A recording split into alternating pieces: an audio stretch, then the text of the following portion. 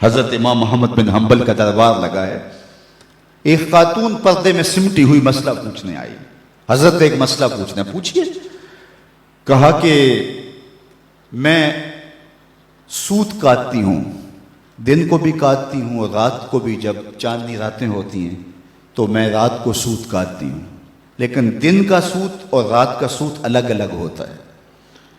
کبھی کبھی ہوتا ہے کہ بازار سے بادشاہ کی سواری گزرتی ہے اور سواری کے گزرنے کی وجہ سے ماحول میں روشنی زیادہ ہو جاتی ہے، تو اس میں جو سوت ہوتا ہے وہ کوالٹی میں بہتر ہوتا ہے، اور میں جو اس روشنی میں کاتا ہے اور جو چاند کی چاندنی میں کاتا ہے ان کو اکٹھے ملا کے فروخت کر سکتی ہوں. اللہ اکبر.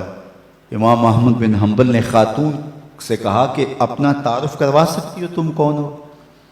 اس خاتون نے کہا سائل کی ذات نہیں پوچھی جاتی، آپ مفتی ہیں فتویٰ دیجئے. فرمایا نہیں، بعض مسائل ایسے ہوتے ہیں کہ سائل کی حیثیت سے مسئلے کی نوعیت بدلتی ہے، آپ کو بتانا پڑے گا کہ آپ کون ہیں. اس نے کہا میں بشر حافی کی ہمشیرہ ہوں. کہا خاتون تمہارے لیے جائز نہیں ہے. امام شاہ احمد رضا خان فاضل بریلوی علیہ رحمہ ایک دعوت پہ تشریف لے گئے، تو اس نے انواع و اقسام کی چیزیں رکھی. تو شوربہ بھی رکھا، تو آپ نے تھوڑا سا شوربہ چکھا تو اتنا لذیذ تھا کہ جی چاہا کہ شوربہ پیوں. تو صاحب دعوت کو بلایا، کہا کہ اگر تم اجازت دو تو میں شوربہ پی سکتا ہوں. اس نے کہا حضرت یہ سب کچھ رکھا ہی آپ کے لیے.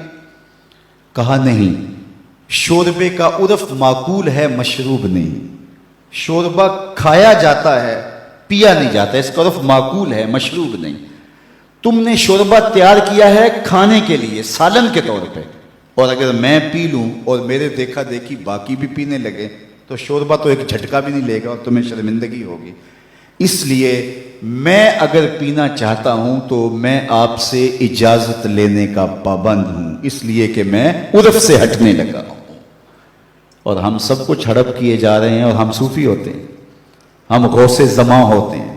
آج کل ہر آستانے پہ غوث زماں ہوتا ہے، ہر آستانے پہ قطب زماں ہوتا ہے. کبھی صدیوں بعد کوئی غوث آیا کرتا تھا.